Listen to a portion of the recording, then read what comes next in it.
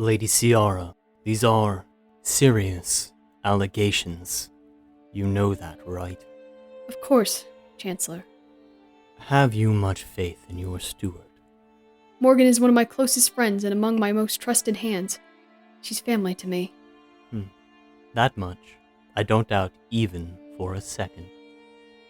But you'll have to forgive me for presenting the idea that perhaps your perception is colored by your closeness with Lady Morgan. Of course. But With respect, Chancellor, I don't think this is of any concern. This encounter has been verified by a warrior priest of Sigmar, not to mention the existence of the relic we possess now. Lord-Relictor, surely a being of your stature and wisdom can understand my position. I sympathize with your friend. Truly, I do. But if I present this to the Council, supported by a servant's claim and a Sigmarite priest's word, it won't help. I need evidence. And unfortunately, we have little. I suppose the relic could be used, but we'd need to submit it to the Council to be independently verified. Unfortunately, Chancellor, that is not an option. This artifact is touched by chaos. Surrendering it to anyone beyond ourselves is non-negotiable. We do not know how deep these cults run, after all. Forgive me, Lord-Relictor. Did I hear you say cults? As in more than one? Aye. I'm fairly certain this was not the act of a single organisation. Based on Morgan's testimony, the cultists were very wary of each other. Even the two who are apparently in charge do not see eye to eye on the matter, including the attempted execution. And most damningly, the cultists began to lash out at each other when they fell under attack. In my opinion, you have two cults attempting to parley interrupted by our verminous visitors. Perhaps more. And the accused ringleaders? Morgan claims that the one that meant to execute her was Lord Burgess, of a knightly order here in... I'm familiar with the boy. The frivolous, no doubt. But a cult member? And what of the other? Morgan didn't recognize her. She was only able to discern that she was female. Well, Lord-Relictor, Lady Ciara, I'm afraid I'll have to reiterate my position. Without any concrete evidence, there's little I can do without eroding the internal trust we have strived so hard to attain. Chancellor, please. She may be in danger should they pursue revenge, or if they seek to reclaim their prize. Of course. I understand your fears, but... Chancellor, you may do as you please, but I'm afraid things have been set in motion that we can do little to stop. The Ashes of the Fallen are here to help you and your city, and it happens that we believe the best course of action is to investigate these events. If we do so without any official word or approval from your council, well, as you said, the words of Sigmar will do little to calm the citizenry. Oh, very well. Lady Ciara, I will begin preparing your case. However, I will give you to the end of the week. Past that, I'm afraid we'll have to drop the case as we deal with other matters. I will surpass your expectations. Expect results before the end of the day. I look forward to it. Now, is there anything else? No, not at all. Thank you for your consideration, Chancellor. Of course. Be off and be well. Theobuldus? You expressed to me that you didn't think that the incidents were related, but to Chancellor Crow? Well, he didn't seem likely to budge otherwise, and Lord Celestant Torren would be cross if I didn't intervene. Whether we purge the undead from your land or remove these cults from your city, our purpose here is to help the people of Madrigal. Well, it's duly appreciated, Lord-Relictor. Now, we have lots of work to do. And good timing. Here come the others. What's the plan, milady? Drywolf, Morgan. Milady, Master Theobuldus, how did the meeting go? It went well. Oh, I'm relieved. So we can levy these charges on Burgess? Well, not yet. Morgan, you said there were no guards present in the vicinity when you made your escape. That's correct. There was one standing outside when I walked in, but I suppose he bolted the moment he heard screams and swords. We were lucky that Madame Lumen found Brother Darren when she did. As I thought, we must speak to whoever is in charge of the troop assignments for each great company in the city, or at least the ones that contribute to the watch. Forgive me, Lord Relictor. The commanders of the great companies embarked on the expedition with Lord Celestin Torin. All right. I suppose they'd have little time to negotiate and cooperate when it comes to manning the walls. Is there anyone else with the authority? Captain Moriak and the other commanders have delegated authority to the city adjutant. Each company agrees to commit a number of troops, and she assigns them all. I imagine she would have records of where they should have been. In fact, I think she'd be able to help. How very helpful, Lady Ciara. Do you know the way to her quarters? Yes, she works out of an office near the council chambers. Very well. Let's be off. Morgan, Ralph, if you'd please visit the scene of the incident, please see what evidence you can find there. But we've already gone back there, the lot of us. All the evidence was gone. Morgan, he's trying to help. I'm sure he is, but... When we returned there initially, Lady Morgan, your emotions were running high. Understandably, of course, and we were still rather surprised, meaning it's likely that we noticed everything. There is a chance, admittedly small, that whoever cleaned up the scene made a mistake, and that we didn't notice. Of course, my lord. I will be off. I'll catch up to her, Lord Relictor. We shall meet you shortly. Be vigilant, Master Drell. Is your friend well, Ciara? She's well. Of course she's tired, but thankfully she wasn't wounded in the scuffle. I'm at your service, Ciara, but I shan't pretend to be oblivious. We both know what I meant. Very well. She may have almost been killed, but I don't think that's what scares her the most. While her life was never easy, she was always in control of her fate. The confidence she has as a result of that is part of what makes her so capable. But right now, she doesn't know she'll be able to handle what may come like she does everything else. And that scares her, I think. Quite an observation, and one I'd be inclined to believe. What about yourself? Oh, fear not, I have no such reservations. I have my responsibilities, and I shall see to them. Simple as that. Maybe so. But do you believe it'll always be so simple? In a way, yes. I think people tend to overcomplicate things. Our goals are simple, the means are simple, and easily resolved, by the point of a sword, with all of us well behind it. You sound frighteningly like Torin. Speaking of, what are they expecting to find in that tomb? Did they need such a large escort? You heard Morgan yourself. She said that Burkus claimed he was beset on all sides by the undead. And the undead have a nasty penchant for getting back up, you know? Yes, I heard her mention that, but Burkus is a lout and a braggart. I doubt there was anything in there aside from ransacked reliquaries. Even the ledger described their endeavor as a mere patrol. Patrols serve a purpose, and trudging about in forgotten tombs is certainly not it. The fact that it was logged as a patrol is terribly concerning, especially given what we know about Burkus. Seems to me the ledger entry was a result of someone in the administration hoping their colleagues would overlook it. While I don't think the cults have anything to do with the grave situation Madrigal finds itself in, I do think they are trying to take advantage of the situation. They went into a tomb, occupied no less, and recovered a relic touched by chaos, while conducting a patrol in a subterranean mausoleum. I find it all concerning. I see. In short, whatever our friends find in the tomb will dictate how we conduct the rest of our endeavour, and we will reveal how tangled these webs really are, so to speak. Ciara remained silent after Theobuldus spoke, mulling over his words.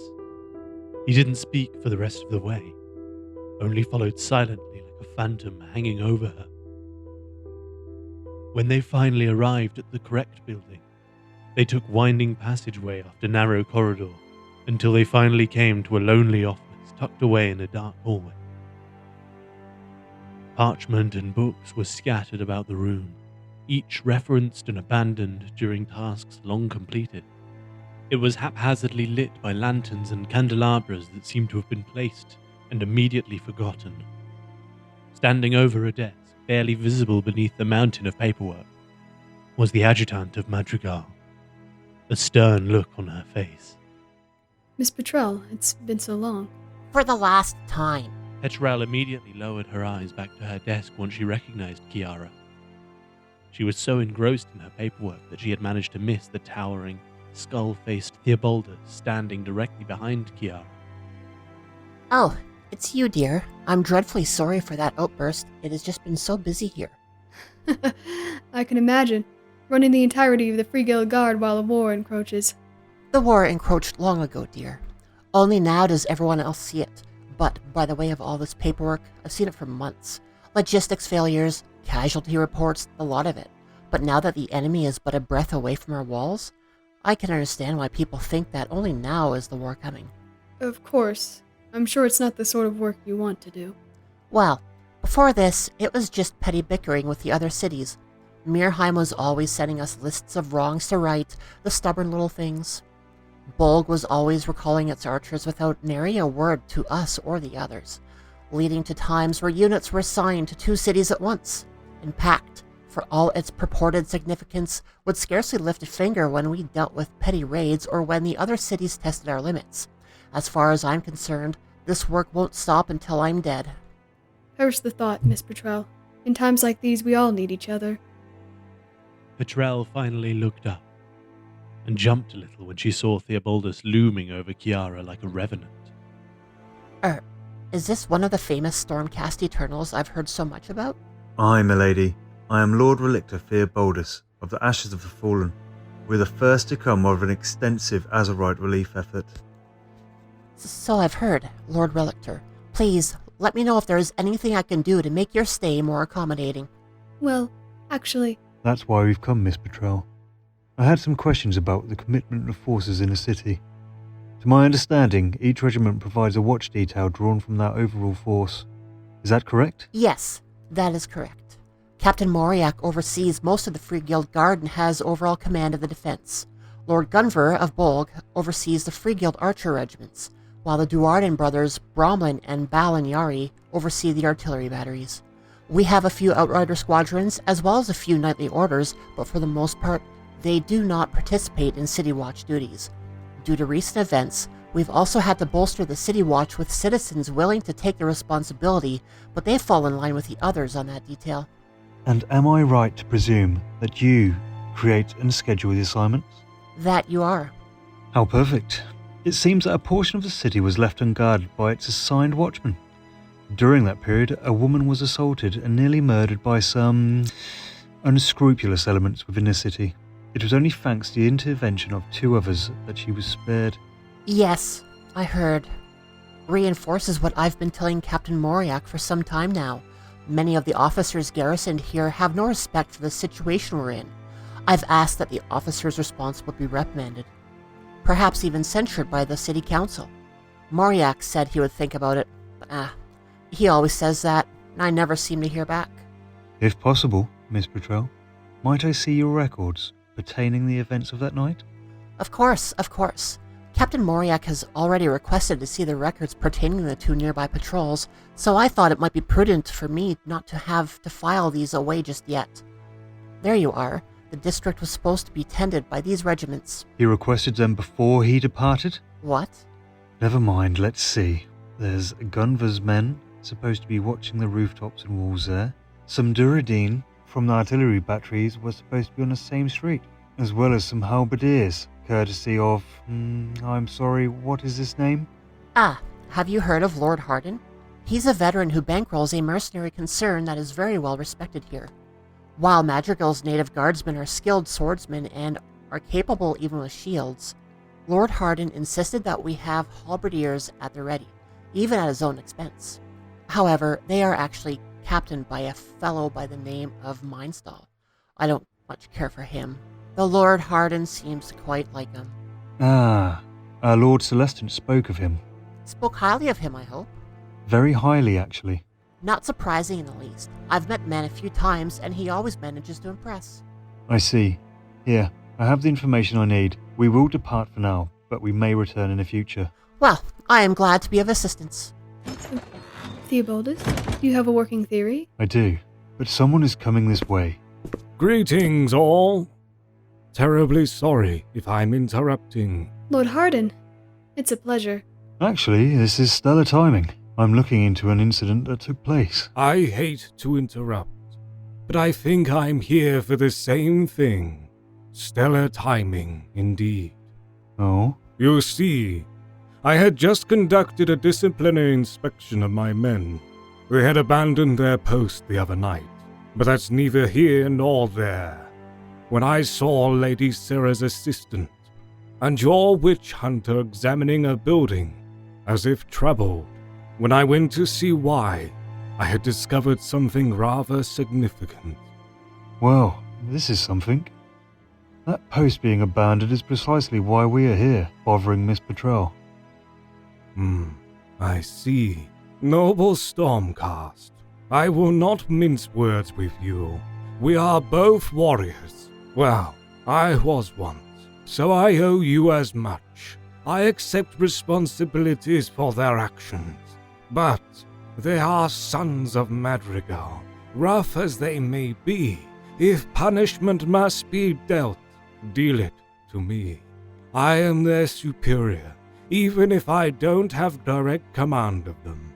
The city will need them, more than a shriveled old man in his twilight years. That's not necessary at all, Lord Haradin. We're not wrathful, and even if we were, it seems it wasn't just your men that abandoned our post. There's something more to it than some lad shirking duty. Well, that's troubling. Pray tell, what discovery were you speaking of? Oh, right. How should I go about this? How much do you know of our history, Master Stormcast? Precious little, I'm afraid. Some time ago, we were embroiled in a vicious war for the oil blades. That's what we call these plains surrounding the cities, you see. A Cainite temple was established on grounds located between us and our sister city, Cadens. We accepted them, despite their eccentricities. And when Cadens complained to us of strange disappearances, we gave the Cainites the benefit of the doubt. When Cadens begged us to denounce the Cainites, their priests assured us no violence would come. Only when their people were slaughtered in their homes did we intervene. We took our displaced brethren into Madrigal and waited to see if the elves would dare challenge us then. And? Well, there was a war, wasn't there? A damned vicious one at that. After the atrocity at Cadens, the other 3 cities decided to be allies in more than just name. We committed troops to each other, rushed to the aid of our kin, stood in line with men we had never met, because we all knew we had a duty to one another. Together we faced the tide of frenzied witch elves and horrid creatures. United and tall, we all lost people in the war, but at the end of it, we knew we had done the right thing. I'm sensing some regret. Regret? Absolutely, but not from fighting the elves. Their end was well deserved. No, after all of that, after I obtained my colonelcy and began rebuilding, a revelation came about. It came out that the reason the Cainites had warred on Cadens, and the reason we all became embroiled in conflict, was because the citizens of Cadens that we had sheltered were worshippers of a dark god, a god that the Cainites despised. I know not the name of said being. In fact, I don't know much of anything, except for their dreadful little banners, and their pitiful little war cry, and that livery is what your comrades appear to have found. Here, courtesy of Master Drowwolf. This was recovered from the site? Yes, your colleagues were debating its significance when I had approached, and in recognizing it, I knew what threat this presents. Lord Hardin, what did you do when the cult was discovered? The only right thing. We put them to the sword. I recognize this nasty little piece of cloth because it's the same as the ones I burned with the traitors. It appears to me that they survived our attempted extermination. Do you know the name of this cult?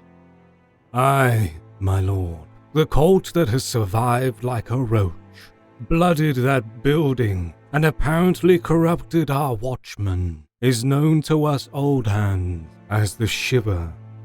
I recognize the iconography, Lord Harridan. I hope you understand the significance of the information that you've brought to light. At first I didn't, but your witch hunter was adamant that I rush over here immediately. Thank you, Lord Harridan. I hope there is a way we can repay you. Of course, my lord. And I'd say there is.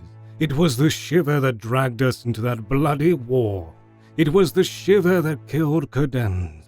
The Shiver may not be responsible for the lurking death beyond our walls, but, nevertheless, if they are here, if they are reborn, please purge them from our city. I may not be a follower of Sigmar, but I know that you are our best hope of cleansing our home. Once the dead have been banished and their designs ruined, I'll bring this city peace. Of that you have my word. Good. My old heart might finally have some rest then. Now, I feel I must reevaluate the integrity of the men in my company. I fear you might be right. Perhaps there is more to this incident than dereliction of duty. While it is possible that your men are involved, there is possibility that they and you were deceived somewhere along the way. I hope that is the case, my lord. I must be off. I have much to think about. Be well, Hardin. Thank you for everything, Lord Harden. Of course. A fine farewell to you both. Petrel, your assistance has been noted. I trust you will keep us apprised of any new developments that may arise. Of course, most... As much as I would like to be bombarded with unearned praise, milady, I fear I don't have time for it. Come, Ciara, you have much to do. What? Why the sudden urgency? We're not dealing with time-sensitive matters, are we not? I suppose, but we mustn't. Madame Petrel, I thank you again for your aid, but we must be off. Be well and be mindful. Thank you, Miss Petrel, for all your hard work. No worries, my dear. Just be off and be safe. Bloody girl.